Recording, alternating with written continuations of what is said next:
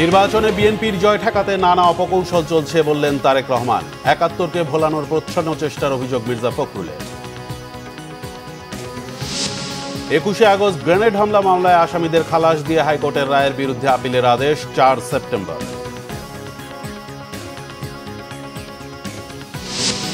আশুলিয়ায় ৬ লাশ পোড়ানোর মামলার বিচার শুরু। জুলাই হত্যা নিয়ে জাতিসংঘের রিপোর্ট গেজেটভুক্ত করতে হাইকোর্টের নির্দেশ। ৪৬২ প্রার্থীকে বৈধ এবং ৪৭টিকে ত্রুটিপূর্ণ ঘোষণা করে ডাকসু নির্বাচনের প্রাথমিক তালিকা প্রকাশ। প্রতিদ্বন্দ্বিতায় থাকছেন ভিপি পদে ৪৮, জিএস পদে ১৯ ও এজিএস পদে ২৮ জন। এনবিআর ভেঙে ২টি বিভাগ গঠন উপদেষ্টা পরিষদের চূড়ান্ত অনুমোদন। রোহিঙ্গা ইস্যুতে কক্সবাজারে আন্তর্জাতিক সম্মেলন ২৪ আগস্ট। দেখছিলেন ক্রাউন সিমেন্ট সংবাদ শিরোনাম, এবার বিস্তারিত। বিএনপির ভারপ্রাপ্ত চেয়ারম্যান তারেক রহমান বলেছেন, কেউ কেউ বিএনপির বিজয় ঠেকানোর চিন্তা করে নানা অপকৌশল কিংবা শর্তের বেড়াজালের আশ্রয় নিচ্ছেন।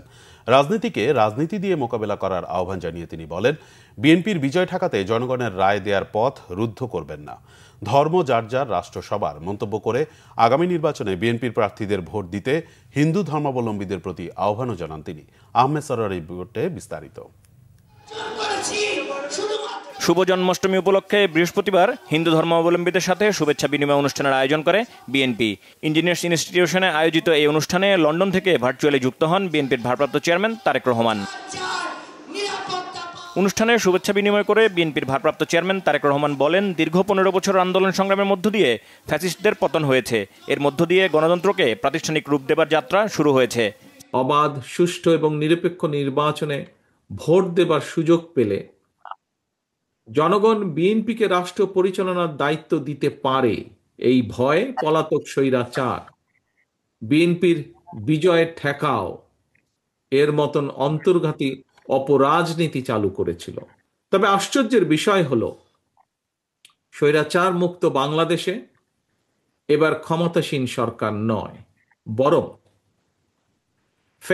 ফ্যাসিবাদ বিরোধী আন্দোলনের রাজপথের সহযোদ্ধা কতিপয় রাজনৈতিক ব্যক্তি এবং গোষ্ঠীর আচরণেও সেই পলাতক স্বৈরাচারের সরকারের মতন বিএনপির বিজয় ঠেকাও প্রবণতা লক্ষ্য করা যাচ্ছে। ফ্যাসিবাদ মুক্ত বাংলাদেশেও যারা মনে করছেন নির্বাচন দিলে জনগণ ভোট দিয়ে বিএনপিকে সরকার গঠনে সহায়তা করবে, যারা এই চিন্তা থেকে বিএনপির বিজয় ঠেকানোর জন্য নানা রকম অপকৌশলের বা শর্তের বেড়াজালের আশ্রয় নিচ্ছেন, তাদের দৃষ্টি আকর্ষণ করে বলতে চাই, রাজনীতিকে রাজনীতি দিয়েই মোকাবেলা করুন। জনগণের শক্তির উপরে আস্থা এবং বিশ্বাস রাখুন। বিএনপির বিজয় যদি জনগণ দিয়েই থাকে, সেই বিজয় ঠেকাতে গিয়ে জনগণের রায় প্রদানের পথ রুদ্ধ করবেন না। তিনি বলেন, প্রস্তাবিত পিআর পদ্ধতিতে ভোট হলে কাকে নির্বাচিত করা হচ্ছে তা জানার কোনো সুযোগ থাকে না ভোটারদের। গণতান্ত্রিক রাজনৈতিক দলগুলোর নিজেদের মধ্যকার বিরোধ এমন পর্যায়ে নেওয়া উচিত হবে না যেই বিরোধকে পুঁজি করে পরাজিত ফ্যাসিবাদ নিজেদের অপকর্মগুলোকে জাস্টিফাই করার সুযোগ নিতে পারে। তাদের পুনর্বাসন ঠেকানো কিংবা দেশকে তাবেদার মুক্ত রাখার মতন স্বাধীনতা, সার্বভৌমত্ব এবং জাতীয় স্বার্থ সংশ্লিষ্ট ইস্যুগুলোতে অবশ্যই ঐক্যমত এবং ঐক্যবদ্ধ থাকা অত্যন্ত জরুরি। বিএনপির ভারপ্রাপ্ত চেয়ারম্যান বলেন, আগামী নির্বাচনে হিন্দু সম্প্রদায়কে পাশে চায় বিএনপি।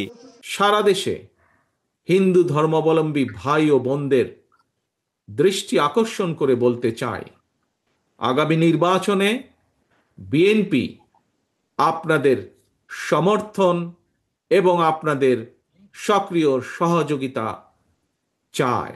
বিএনপি বিশ্বাস করে, দল, মত, ধর্ম, দর্শন যার যার, রাষ্ট্র সবার, ধর্ম যার যার, কিন্তু নিরাপত্তা পাবার অধিকার সবার। অনুষ্ঠানে বিএনপি মহাসচিব মির্জা ফখরুল ইসলাম আলমগীর বলেন, পতিত ফ্যাসিস্ট দেশবাসীকে প্রজা মনে করত। ২৪ যেমন সত্য, ৭১ও তেমনি সত্য বলে মন্তব্য তার। কথা উঠছে, ষড়যন্ত্র চলছে যে আপনার বাংলাদেশে ধরনের উগ্রবাদ মাথা চাড়া দিয়ে উঠছে। এই উগ্রবাদকে মাথা চাড়া দিয়ে উঠতে দেওয়া যাবে না বন্ধুরা। এইখানে আপনাদের সকলকে বিভক্তি বিভাজনের রাজনীতি কেউ করবেন না। অতীতে যা হয়েছে হয়েছে। এখন বাংলাদেশের অস্তিত্বের জন্য, বাংলাদেশকে টিকিয়ে রাখার জন্য, বাংলাদেশের সামনে নেওয়ার জন্য, বাংলাদেশকে আরো উন্নত করবার জন্য আমাদেরকে সবাইকে ঐক্যবদ্ধ হয়ে কাজ করতে হবে। সবাইকে গণতন্ত্র পুনরুদ্ধারে ঐক্যবদ্ধভাবে কাজ করার আহ্বান জানান তিনি। Ahmed Sarwar, Bangla vision, Dhaka. 21 August grenade হামলার মামলায় বিএনপির ভারপ্রাপ্ত চেয়ারম্যান তারেক রহমান সহ সব আসামিকে খালাসের বিরুদ্ধে আপিলের রায় আগামী 4 সেপ্টেম্বর। বৃহস্পতিবার শুনানি শেষে রায়ের দিন ঠিক করে প্রধান বিচারপতি ডক্টর সৈয়দ রেফাত আহমেদের নেতৃত্বাধীন আপিল বেঞ্চ। আসামি পক্ষের আইনজীবীরা চূড়ান্ত রায়ে আসামিদের খালাস পাওয়ার আশা প্রকাশ করেন। রিপোর্ট ফজলে রাব্বির। 2004 সালের 21 আগস্ট তৎকালীন বিরোধী দলীয় নেত্রী শেখ হাসিনার সমাবেশে চালানো হয় ভয়াবহ গ্রেনেড হামলা। নিহত হয় আওয়ামী লীগের 24 জন নেতাকর্মী, আহত হন শতাধিক। 2008 সালে বিচারিক আদালত লুৎফুজ্জামান বাবর সহ 19 জনকে মৃত্যুদণ্ড ও তারেক রহমান সহ 19 জনকে যাবজ্জীবন কারাদণ্ড দেয়। গত বছরের 1 ডিসেম্বর এই মামলায় হাইকোর্ট যথাযথ সাক্ষ্য প্রমাণ না পাওয়ায় সব আসামিকে খালাস দেয়। এই রায়ের বিরুদ্ধে আপিল করে রাষ্ট্র। বৃহস্পতিবার এই মামলার চূড়ান্ত শুনানিতে আসামি পক্ষ থেকে বলা হয়, হাইকোর্টের রায়ে আইনের শাসন প্রতিষ্ঠিত হয়েছে। আপিলে এই রায় বহাল থাকবে আশা তাদের। নিরপরাধ যে মানুষগুলো, ইনক্লুডিং মিস্টার তারেক রহমান, যাদেরকে অন্যায়ভাবে এই মামলায় ফাঁসি দেওয়া হয়েছিল, যাবজ্জীবন দেওয়া হয়েছিল, যারা বছরের পর বছর কন্ডেম সেলে ছিলেন, যারা প্রায় 18 বছর, 16 বছর, 17 বছর, 18 বছর যারা জেলে ছিলেন। আজকে আমাদের আপনার আব্দুল সালাম পিন্টু সাহেব একটু আগে কোর্টে এসছেন। এই ভদ্রলোক 17 বছর জেলে ছিলেন। লুৎফুজ্জামান বাবর সাহেব প্রায় 16-17 বছর, 18 বছর জেলে ছিলেন। কাজেই আমরা হাইকোর্ট বিভাগে যেই রায় ছিল খালাসের, সেই রায় যাতে বহাল থাকে এইভাবে আমরা নিবেদন করেছি এবং আমরা আশাবাদী।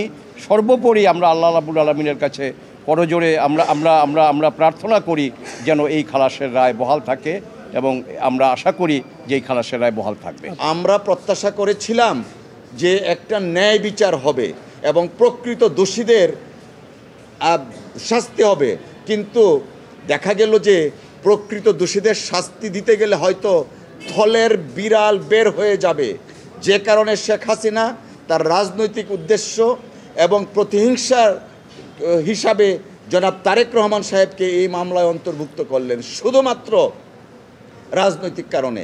শেখ হাসিনা ক্ষমতায় থাকাকালে বেগম খালেদা জিয়াকেও মামলাটিতে জড়াতে চেয়েছিল বলে অভিযোগ বাবরের আইনজীবীর। বাবর সাহেব যে কথাটা আমাকে প্রায়ই বলেন, তিনি বলেন যে তাকে এই মামলার আসামি করা হয়েছে কারণ তাকে বারবার বলা হয়েছে ম্যাডাম খালেদা জিয়ার বিরুদ্ধে বলার জন্য। তিনি এটা বলতে রাজি হন নাই, এই জন্যই বারবার তাকে এই ধরনের অনেকগুলো মামলায় আসামি করা হয়েছে। প্রায় 17টা মামলার আসামি করা হয়েছে ওনাকে। ফলে আমরা এক্সপেক্ট করি 4 সেপ্টেম্বর সকলেই বেকসুর খালাস পাবেন। 4 সেপ্টেম্বর রায়ের মধ্য দিয়ে 21 বছর পর এই মামলার চূড়ান্ত নিষ্পত্তি হবে আপিল বিভাগে। ফজলে রাব্বি, বাংলা ভিশন, ঢাকা। আশুলিয়ায় 6 মরদেহ পোড়ানোর মামলায় সাবেক এমপি সাইফুল সহ 16 জনের বিচার শুরু হয়েছে। 8 জনের বিরুদ্ধে গ্রেপ্তারি পরোয়ানা জারি করেছে ট্রাইব্যুনাল। এদিকে এ মামলায় রাজসাক্ষী হতে চান পুলিশ সদস্য শেখ আফজালুল হক। এ ব্যাপারে তিনি ট্রাইব্যুনালে আবেদন করেছেন। জুলাই আন্দোলনের সময় আশুলিয়ায় 6 যুবককে গুলি করে হত্যা ও জীবন্ত পুড়িয়ে ফেলার ঘটনায় অভিযুক্ত 16 জনের বিচার শুরু হয়েছে। বৃহস্পতিবার আন্তর্জাতিক অপরাধ ট্রাইব্যুনাল 2 এর চেয়ারম্যান বিচারপতি নজরুল ইসলাম চৌধুরীর নেতৃত্বে গঠিত বিচারিক প্যানেল আসামিদের বিরুদ্ধে অভিযোগ গঠন করার বিষয়ে রায় ঘোষণা করেন। এর মাধ্যমে মামলার বিচারিক কার্যক্রম শুরু হলো। এর আগে গত 7 আগস্ট প্রসিকিউশন তাদের অভিযোগ গঠন বিষয়ক শুনানি শেষ করে। গত 2 জুলাই প্রসিকিউশন এই মামলায় 16 জনের বিরুদ্ধে ট্রাইব্যুনালে আনুষ্ঠানিক অভিযোগপত্র জমা দেয়। গত বছরের 5 আগস্ট আশুলিয়ায় পুলিশের গুলিতে 5 তরুণ প্রাণ হারান, গুরুতর আহত হন একজন। এরপর 5 মৃতদেহের পাশাপাশি জীবিত একজনকেও পুলিশের একটি ভ্যানে তুলে আগুন ধরিয়ে দেয়া হয়।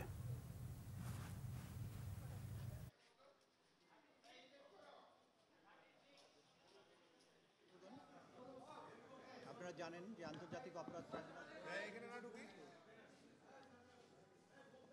5ই আগস্টে 6 জনকে গুলি করে হত্যা এবং অমানবিকভাবে পুড়িয়ে দেওয়ার দায়ে তাদের বিরুদ্ধে অভিযোগ গঠন হয়েছে। অভিযোগ গঠনের পরে আইন অনুযায়ী আদালত আসামিদেরকে জিজ্ঞাসা করেছেন যে আপনারা কি দোষী না নির্দোষ। উপস্থিত 8 জন আসামির মধ্যে 7 জন বলেছেন তারা নির্দোষ, তারা বিচার চান। বাকি যারা পলাতক আছেন তাদের পক্ষে স্টেট ডিফেন্স লয়ার আছেন, তাদের তো আর জিজ্ঞাসা করার সুযোগ ছিল না। একজন আসামি তিনি দোষ স্বীকার করেছেন এবং বলেছেন যে আমি আমার বিরুদ্ধে যে চার্জ গঠন করা হয়েছে সেটা স্বীকার করছি এবং আদালতে আমি আমার বক্তব্য দিয়ে এই মামলার ব্যাপারে আমি যা জানি সেটা বলতে চাই। জুলাই আগস্টের হত্যাযজ্ঞ নিয়ে জাতিসংঘের রিপোর্টকে ঐতিহাসিক দলিল হিসেবে ঘোষণা করেছে হাইকোর্ট। একই সঙ্গে এই রিপোর্টকে আগামী 3 মাসের মধ্যে জুলাই রেভলিউশন 2024 নামে গেজেট প্রকাশের নির্দেশ দিয়েছে বিচারপতি ফাহমিদা কাদের ও বিচারপতি সৈয়দ জাহেদ মনসুরের সমন্বয়ে গঠিত হাইকোর্ট বেঞ্চ। ভবিষ্যৎ তরুণ প্রজন্মের গবেষণা ও জ্ঞান আহরণের জন্য প্রতিবেদনটি কেন সংরক্ষণ করা হবে না তারও ব্যাখ্যা চাওয়া হয়েছে। রিপোর্ট ফজলে রাব্বির। গেল ফেব্রুয়ারি মাসে জুলাই গণঅভ্যুত্থানের সময় সংগঠিত মানবাধিকার লঙ্ঘনের তদন্ত প্রতিবেদন প্রকাশ করে জাতিসংঘের ফ্যাক্ট ফাইন্ডিং মিশন। জাতিসংঘের ওই তদন্ত প্রতিবেদনে উঠে আসে নির্বিচারে গুলি চালিয়ে মানুষ হত্যার ঘটনা। মানবাধিকার লঙ্ঘন নিয়ে জাতিসংঘের করা তথ্য অনুসন্ধান প্রতিবেদনকে ঐতিহাসিক দলিল হিসেবে ঘোষণা করতে এবার সরকারকে নির্দেশ দিয়েছে হাইকোর্ট। বৃহস্পতিবার বিচারপতি ফাহমিদা কাদের ও বিচারপতি মুবিনা আসাফের সমন্বয়ে গঠিত হাইকোর্ট বেঞ্চ এ রায় দেয়। আগামী 3 মাসের মধ্যে প্রতিবেদনটিকে গ্যাজেট আকারে প্রকাশেরও নির্দেশ দিয়েছে আদালত। আগামী 3 মাসের মধ্যে এই রিপোর্টটাকে জুলাই রেভলিউশন 2024 নামে গেজেট নোটিফিকেশন করে সংশ্লিষ্ট কর্তৃপক্ষকে নির্দেশনা দেওয়া হয়েছে এবং এই মামলাটিকে একটি চলমান মামলা হিসেবে ঘোষণা করা হয়েছে।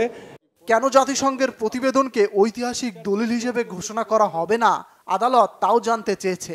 জুলাই রেভলিউশনে যেটা হয়েছিল সকল ফ্যাক্ট ফাইন্ডিংস বিষয়টাকে তুলে নিয়ে আসা হয়েছে। এটা যেহেতু আন্তর্জাতিক একটি অর্গানাইজেশনের মাধ্যমে রিপোর্টটি হয়েছিল, সেই জন্য আমরা এই মামলার সাথে জড়িয়ে রিপোর্টটাকে একটি ঐতিহাসিক রিপোর্ট হিসেবে ঘোষণা করার জন্য কোর্টের কাছে একটা আবেদনপত্র দিয়েছিলাম। 2024 সালের 1 জুলাই থেকে 15 আগস্ট পর্যন্ত বাংলাদেশে সংগঠিত মানবাধিকার লঙ্ঘনের ঘটনাগুলো বিশ্লেষণ করে তদন্ত প্রতিবেদন প্রকাশ করে জাতিসংঘের ফ্যাক্ট ফাইন্ডিং মিশন। ফজলে রাব্বি, বাংলা ভিশন, ঢাকা। 462 প্রার্থীকে বৈধ ঘোষণা করে ডাকসু নির্বাচনে প্রাথমিক তালিকা বৃহস্পতিবার প্রকাশ করেছেন চিফ রিটার্নিং অফিসার অধ্যাপক মোহাম্মদ জসিমউদ্দিন। এতে ভিপি পদে 48, জিএস পদে 19 এবং 28 জন এজিএস পদে প্রতিদ্বন্দ্বিতা করছেন। ত্রুটিপূর্ণ প্রার্থীরা 23 আগস্টের মধ্যে আপিল করতে পারবেন। এদিকে এ নির্বাচনের জন্য স্বতন্ত্র প্যানেল ঘোষণা করেছেন উমামা ফাতেমা। নির্বাচনে ছবিসহ ভোটার তালিকা তৈরির দাবি জানিয়েছেন ছাত্র অধিকার পরিষদের ভিপি প্রার্থী মোহাম্মদ বিন ইয়ামিন মোল্লা। ক্যাম্পাসে সহাবস্থান নিশ্চিতের অঙ্গীকার ছাত্রদল মনোনীত ভিপি প্রার্থী আবিদুল ইসলাম খানের। রিপোর্ট সৈয়দ আব্দুল মুহিতের। ঢাকা বিশ্ববিদ্যালয় কেন্দ্রীয় ছাত্র সংসদ ডাকসু নির্বাচন ঘিরে ক্যাম্পাস উৎসব মুখর। বিভিন্ন ব্যানারে প্রার্থীরা নানা প্রতিশ্রুতি দিয়ে ক্যাম্পাসে অবস্থান জানান দিচ্ছেন। বৃহস্পতিবার ঢাকা বিশ্ববিদ্যালয়ের মধুর ক্যান্টিনের সামনে সংবাদ সম্মেলন করেন ছাত্র অধিকার পরিষদের ভিপি প্রার্থী বিন ইয়ামিন মোল্লা। যে একটি দলের চাওয়ার প্রেক্ষিতে তাদের প্রভাবের কারণে ডাকসুর মনোনয়ন জমা দেওয়ার সময় একদিন বাড়িয়ে দেওয়া হয়, আর এইদিকে আমরা বিশ্ববিদ্যালয় প্রশাসনের কাছে বিশ্ববিদ্যালয়ের এই প্রায় 40,000 ভোটারের যে দাবি, প্রার্থীর যে দাবি, যৌক্তিক দাবি আমরা বলতেছি যে আপনারা নাম ব্যালট নাম্বারের পাশে ছবি যুক্ত করেন, এইটা তারা যুক্ত করতেছে না। আমরা যৌক্তিক দাবির কথা বলতেছি যে সেই 19 সালে যারা আমাদের উপরে হামলা করেছে, যাদের নেতৃত্বে হামলা হয়েছে, অন রেকর্ড আছে সেই বিষয়গুলো, সেগুলোর আপনারা বিচার করেন, সেগুলো তারা বিচার করতেছে না, সেগুলো তারা ঝুলিয়ে রেখে। এদিন সাংবাদিকদের সাথে কথা বলেন ছাত্রদল মনোনীত ভিপি প্রার্থী আবিদুল ইসলাম খান। এ সময় তিনি বলেন, হলগুলোতে গেস্ট রুম কালচার চিরতরে বন্ধ এবং সুন্দর ক্যাম্পাস গঠনে মনোযোগী হবেন তারা। বিশ্ববিদ্যালয়ের যে পড়াশোনার পরিবেশ সেটা কিন্তু সম্পূর্ণভাবে বিলুপ্তির পথে। এই বিশ্ববিদ্যালয়ে পড়াশোনা, ঢাকা বিশ্ববিদ্যালয়ের একটা স্টুডেন্ট যখন ভর্তি হওয়ার পরে সে প্রথমে গেস্ট রুম গণরুমে গিয়ে তারপর তার সিনিয়রদের কাছ থেকে শুনতেছে ডিপার্টমেন্টের পড়াশোনা করতে হবে না, পড়াশোনার প্রয়োজন নাই, রেজাল্ট প্রয়োজন নাই, 2 দিন পরে বিসিএস এর পড়াশোনা করবা, না হলে রাজনীতি করো, মিছিল করো। এই যে একটা নিকৃষ্ট ধ্যান ধারণা, বাংলাদেশের শিক্ষা ব্যবস্থাকে যে ধ্বংস করে দেওয়ার যে একটা ধ্যান ধারণা, এখান থেকে নিঃসন্দেহে আমরা বেরিয়ে আসবো এবং সেই রাজনৈতিক সংস্কৃতিকে আমরা মূলোৎপাটন করব। ঢাকা বিশ্ববিদ্যালয় কেন্দ্রীয় ছাত্র সংসদ বা ডাকসু নির্বাচনে উমামা ফাতেমা ও আল সাদি ভুইয়ার নেতৃত্বে স্বতন্ত্র শিক্ষার্থী ঐক্য নামে প্যানেল ঘোষণা করা হয়েছে। যে এই ঢাকা বিশ্ববিদ্যালয়ের শিক্ষার্থীরা সিদ্ধান্ত নিবে যে আগামী দিনের তাদের নারীদেরকে তারা আসলে কোথায় দেখতে চায়, তাদের কি তারা এই আন্দোলনে শুধুমাত্র সামনের সারির কিছু অস্ত্র হিসেবে দেখতে চায়, নাকি পলিসি মেকিং থেকে শুরু করে প্রতিটি পরিসরে এই নারীদের অংশগ্রহণ থাকবে, এভাবে তারা নারীদেরকে এক্সপ্রেস করে দিতে চায়। এবারে নির্বাচনে এ নিয়ে মোট 9টি প্যানেল নিশ্চিত হলো। সৈয়দ আব্দুল মুহিত, বাংলা ভিশন, ঢাকা। রাজস্ব আদায় ও রাজস্ব নীতি ব্যবস্থাপনা পৃথকীকরণে আলাদা দুটি বিভাগ গঠনে চূড়ান্ত অনুমোদন দিয়েছে উপদেষ্টা পরিষদ। প্রধান উপদেষ্টা ডক্টর মোহাম্মদ ইউনূসের সভাপতিত্বে বৃহস্পতিবার উপদেষ্টা পরিষদের বৈঠকে এ অনুমোদন দেয়া হয়। বাংলাদেশ ও পাকিস্তানের মধ্যে অফিসিয়াল পাসপোর্টধারীদের জন্য ভিসা অ্যাবলিশন চুক্তির অনুমোদন দিয়েছে উপদেষ্টা পরিষদ। এছাড়া আগস্টের শেষ সপ্তাহে কক্সবাজারে অনুষ্ঠেয় রোহিঙ্গা সম্মেলনে দেশ বিদেশের অতিথিদের পাশাপাশি প্রধান উপদেষ্টাও যোগ দেবেন বলে জানানো হয়েছে। রকুনুজ্জামানের রিপোর্ট। তেজগাঁওয়ে প্রধান উপদেষ্টার কার্যালয়ে বৃহস্পতিবার ডক্টর মোহাম্মদ ইউনূসের সভাপতিত্বে উপদেষ্টা পরিষদের বৈঠক অনুষ্ঠিত হয়। বৈঠকে রাজস্ব নীতি ও রাজস্ব ব্যবস্থাপনা অধ্যাদেশের চূড়ান্ত অনুমোদন দেয় উপদেষ্টা পরিষদ। পরে রাজধানীর ফরেন সার্ভিস একাডেমিতে সভায় নেওয়া সিদ্ধান্তের বিষয়ে ব্রিফিং করেন প্রধান উপদেষ্টার প্রেস সচিব শফিকুল আলম। এই যে দুইটা যে উইং করা হলো এনপিআর এর, এই দুই ইউনিয়নের যারা প্রধান হবেন তাদেরকে নেওয়া হবে হচ্ছে যোগ্যতা, অভিজ্ঞতা এবং ন্যায্যতার ভিত্তিতে, এবং তাদের কম্পিটেন্স বিচার করে যে কোনো ক্যাডার থেকে নেওয়া হবে। পাকিস্তানের বিষয়ে আমাদের যে এটা হচ্ছে যে এইরকম চুক্তি আমরা আরও 31টা দেশের সাথে করেছি। এই চুক্তিটা হবে 5 বছরের জন্য।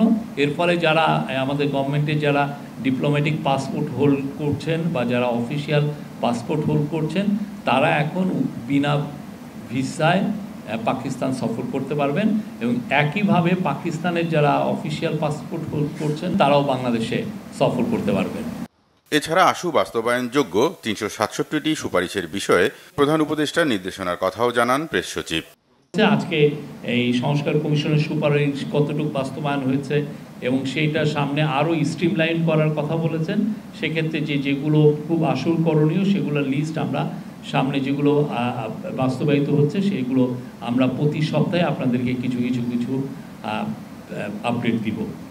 ব্রিফিংয়ে জানানো হয় রোহিঙ্গা সমস্যাকে বিশ্বব্যাপী গুরুত্ব সহকারে তুলে ধরতে দেশে বিদেশে সরকারের আয়োজনে প্রথম সম্মেলনটি হবে কক্সবাজারে 24 আগস্ট। 40টিরও বেশি দেশের প্রতিনিধি অংশ নেবেন এতে। যোগ দেবেন প্রধান উপদেষ্টাও। রোহিঙ্গা ক্রাইসিসটাকে আবার ইন্টারন্যাশনালি যাতে মেজর ডিসকাশনের বিষয় হয় সেটার জন্য আমরা এইটাকে হাইলাইট করার জন্য তিনটা বড় ইন্টারন্যাশনাল কনফারেন্স করার আমরা প্ল্যান নিয়েছি। তার প্রথম রকুনুজ্জামান, বাংলা ভিশন, ঢাকা। ডেঙ্গুতে গেল 24 ঘন্টায় প্রাণহানি হয়েছে 5 জনের। এ নিয়ে চলতি বছর ডেঙ্গুতে মৃত্যু হল 110 জনের। একদিনে 311 জন সহ এবছর ডেঙ্গুতে আক্রান্তের সংখ্যা 27,782 জন। বিশেষজ্ঞ চিকিৎসকরা বলছেন ডেঙ্গুর পাশাপাশি রাজধানীতে বাড়ছে এডিস মশাবাহিত রোগ চিকুনগুনিয়া। তবে এবারের ডেঙ্গু রোগীর উপসর্গ ভিন্ন বলে জানাচ্ছেন চিকিৎসকরা। বিস্তারিত মামুন আবদুল্লাহ রিপোর্টে।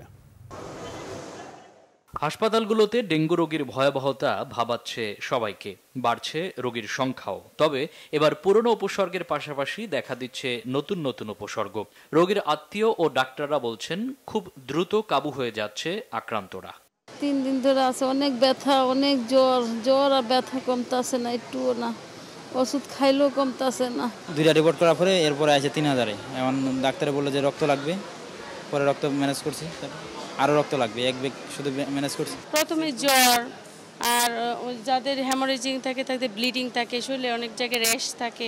স্বাস্থ্য অধিদপ্তরের নিয়মিত বিজ্ঞপ্তিতে বলা হয়েছে এডিস মশাবাহী রোগ ডেঙ্গুতে আক্রান্ত হয়ে একদিনে আরও 5 জনের মৃত্যু হয়েছে। এতে চলতি বছর এখন পর্যন্ত মশাবাহিত রোগটিতে মৃতের সংখ্যা বেড়ে 110 জনে দাঁড়িয়েছে। এছাড়া গত 24 ঘন্টায় ডেঙ্গু নিয়ে নতুন করে 311 জন হাসপাতালে ভর্তি হয়েছে। চিকিৎসকরা বলছেন এবারের উপসর্গ ভিন্ন, তাই বিশেষভাবে সতর্ক থাকার পরামর্শ তাদের। আগের যে বছরগুলোতে ডেঙ্গু রোগী সংখ্যা হয়তো বেশি ছিল, বাট এবারকার সংখ্যা কম হলেও যেসব পেশেন্ট ডেঙ্গু নিয়ে আসছে তারা সাধারণত প্রিভিয়াস কোনো ভ্যারিয়েন্টে আক্রান্ত, নতুন কোনো ভ্যারিয়েন্টের দ্বারা আক্রান্ত হয়ে ব্যাপারটা আসলে আরো বেশি মারাত্মকভাবে প্রেজেন্ট করছে এবং এর সাথে আছে হচ্ছে চিকুনগুনিয়ার একটা কমপ্লিকেশন সাথে তৈরি হচ্ছে, সাথে ব্যাকগ্রাউন্ডে কিছু রেসপিরেটরি ট্র্যাক্ট ভাইরাসও আমাদের কিন্তু আসলে আক্রমণ করছে। স্বাস্থ্য অধিদপ্তর জানিয়েছে গত একদিনে ডেঙ্গুতে ঢাকা দক্ষিণ সিটি কর্পোরেশনে ৩ জন মারা গেছেন। পাশাপাশি এই সময়ে রাজশাহী বিভাগে 2 জনের মৃত্যু হয়েছে। অন্যদিকে গত 24 ঘন্টায় বরিশাল বিভাগে সবচেয়ে বেশি ডেঙ্গু রোগী 82 জন হাসপাতালে ভর্তি হয়েছে। মামুন আব্দুল্লাহ, বাংলা ভিশন, ঢাকা। বাণিজ্য উপদেষ্টা শেখ বশিরউদ্দিন জানিয়েছেন, বাংলাদেশ ও পাকিস্তানের যৌথ ট্রেড কমিশন কার্যকরের বিষয়টি পর্যালোচনা করা হচ্ছে। কিভাবে বাণিজ্য বাড়ানো যায় তা নিয়ে পাকিস্তানের বাণিজ্যমন্ত্রী জাম কামাল খানের সাথে আলোচনা হয়েছে। বৃহস্পতিবার বিকেলে সচিবালয়ে বাণিজ্য উপদেষ্টা শেখ বশিরউদ্দিনের সাথে বৈঠক করেন সফররত পাকিস্তানের বাণিজ্যমন্ত্রী জাম কামাল খান। বৈঠকে দুদেশের পারস্পরিক নানা স্বার্থ সংশ্লিষ্ট বিষয় নিয়ে আলোচনা হয়। বৈঠক শেষে বাণিজ্য উপদেষ্টা জানান, উভয় পক্ষের মধ্যে ফলপ্রসূ আলোচনা হয়েছে। এন্টি ডাম্পিং ট্যাক্স তুলে দেওয়ার অনুরোধ করা হয়েছে। চিনি ও চামড়া শিল্পে সহযোগিতা চাওয়া হয়েছে। আলোচনা হয়েছে পাকিস্তানের বাজারে চা ডিউটি ফ্রি করার বিষয়ে। পাকিস্তান থেকে চাল আনা প্রসঙ্গে বাণিজ্য উপদেষ্টা বলেন, G2Gতে প্রতিযোগিতামূলক দামে আনা হয়েছে। এ সময় এক প্রশ্নের জবাবে বাণিজ্য উপদেষ্টা জানান, নীতিগত সিদ্ধান্ত নেওয়ার ক্ষেত্রে অন্তর্বর্তী সরকারের কোনো সীমাবদ্ধতা নেই।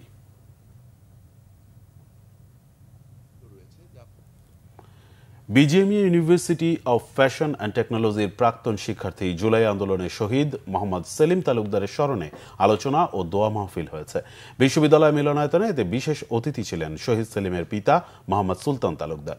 কর্মসূচির শুরুতে অতিথিরা শহীদ সেলিম তালুকদার স্মৃতিফলক পরিদর্শন এবং তার নামে নবনির্মিত কেন্দ্রীয় লাইব্রেরির উদ্বোধন করেন। শহীদ সেলিমের জীবন ও জুলাই আন্দোলনের তাৎপর্যপূর্ণ মুহূর্ত নিয়ে আয়োজিত আলোকচিত্র প্রদর্শনীও ঘুরে দেখেন তারা। প্রদর্শিত হয় একটি বিশেষ প্রামাণ্য চিত্র। অনুষ্ঠানে স্বাগত বক্তব্য রাখেন বিশ্ববিদ্যালয়ের ভারপ্রাপ্ত উপাচার্য অধ্যাপক ডক্টর ইঞ্জিনিয়ার আইয়ুব নবী খান। উপস্থিত ছিলেন শহীদ পরিবারের সদস্য, অ্যালামনাই, শিক্ষক, আহত জুলাই যোদ্ধা, বিশ্ববিদ্যালয়ের শিক্ষার্থী, কোষাধ্যক্ষ, রেজিস্ট্রার, ডিন, শিক্ষক, কর্মকর্তা, কর্মচারীরা।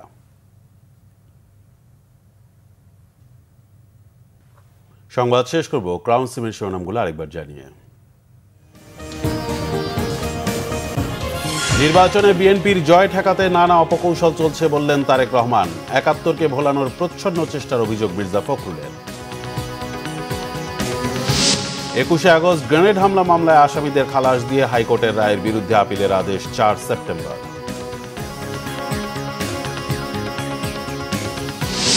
আশুলিয়ায় ৬ লাশ পোড়ানোর মামলার বিচার শুরু। জুলাই হত্যা নিয়ে জাতিসংঘের রিপোর্ট গেজেটভুক্ত করতে হাইকোর্টের নির্দেশ।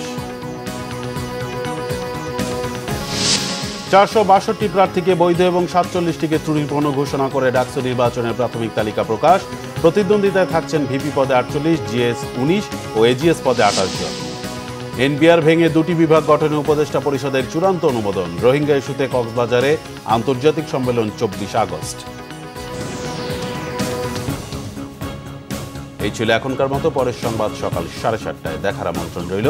এছাড়া বাংলা ভিশন সংবাদ ও সংবাদ সংশ্লিষ্ট অনুষ্ঠান দেখতে ভিজিট করুন www.bbnews24.com ও facebook.com/banglavisionnews এবং সাবস্ক্রাইব করুন youtube.com/banglavisionnews। ধন্যবাদ।